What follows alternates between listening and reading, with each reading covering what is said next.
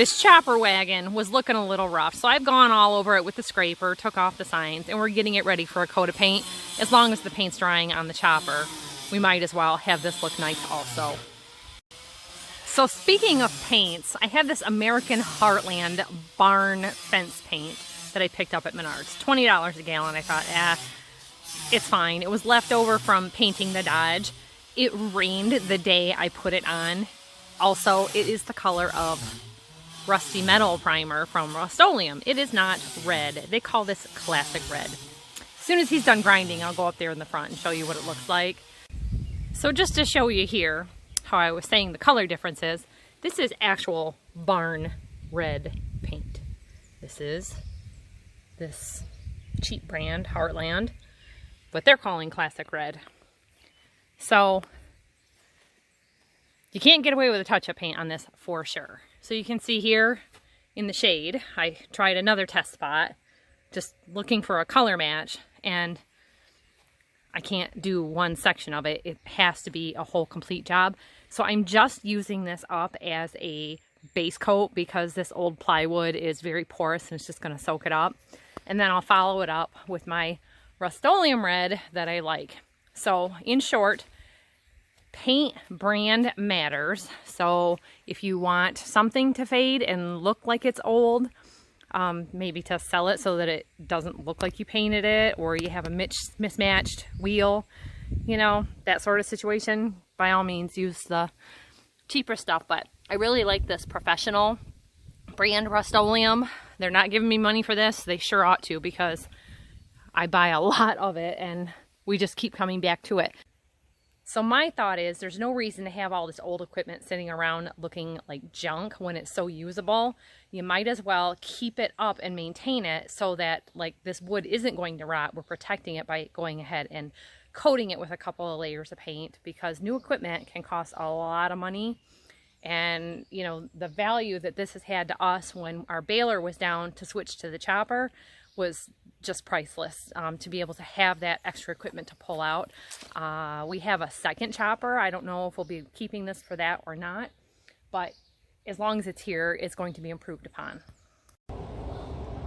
So I soaked up 3/4 of a gallon of a tank super fast, just doing one end and a partial of the side. It's going to take me probably 3 more gallons of the cheap paint to use as a base coat.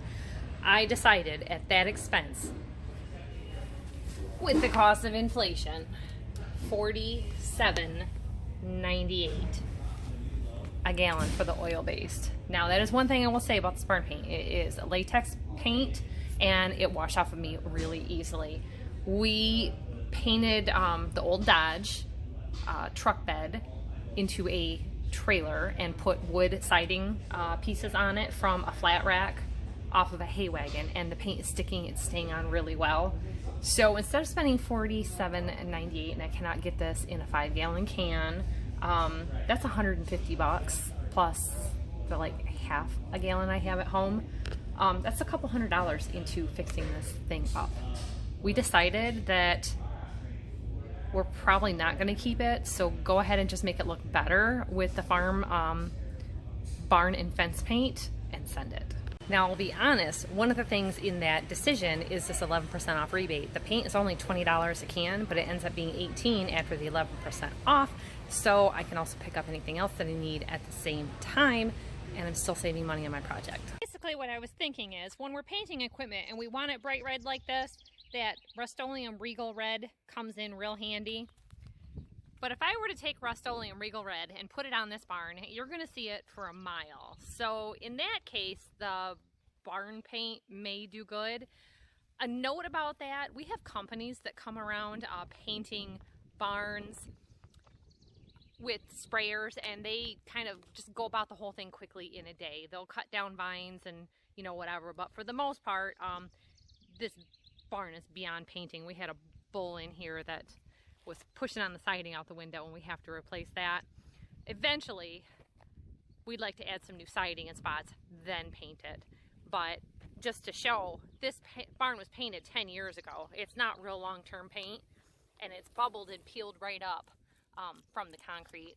It's latex. It hits sun all day long, and it's not going to last as good as house paint. You might as well have the best paint you can and skip the barn and fence paint and buy premium exterior paint to do the job, because this is too big of a work to just have it last for a few years. So basically anything that's around here, coming in, going out, it's going to end up getting paint eventually.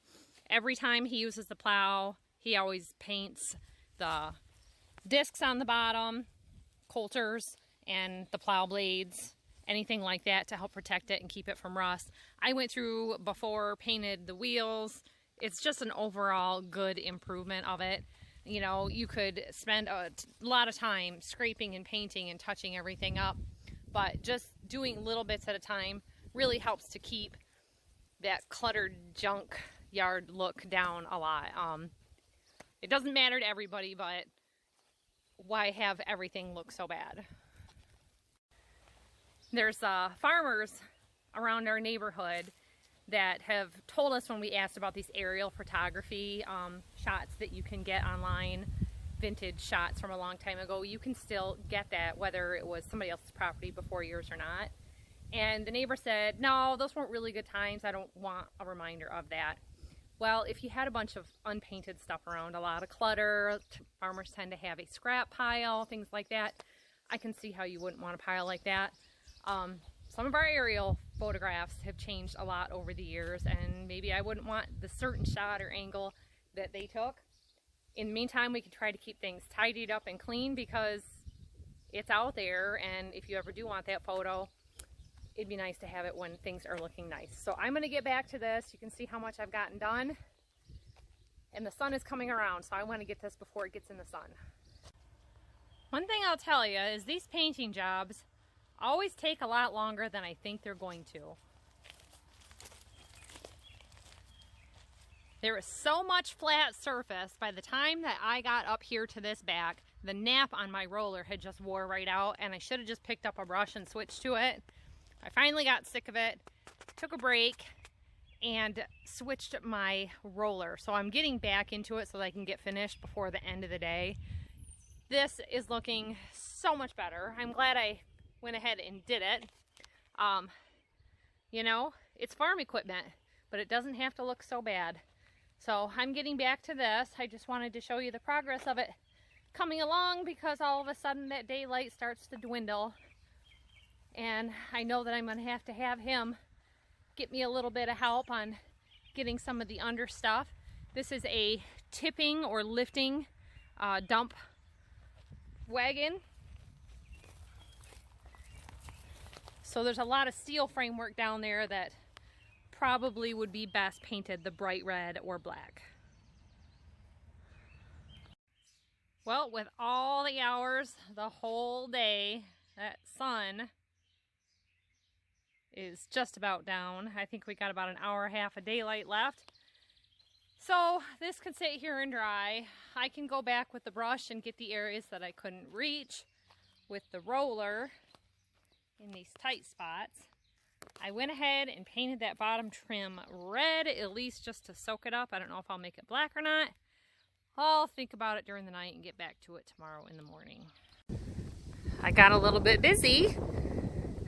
The day went on and I forgot to show you my painted wagon. I did go ahead and do that black trim on the bottom, and here on the side it looked more professionally painted that way. Got it all painted out. So I'm real happy with the way that it's sticking. I had mentioned some, weariness about that. We've had a little rain today and yesterday. It's been sitting and drying for quite a bit now, and it's looking real good.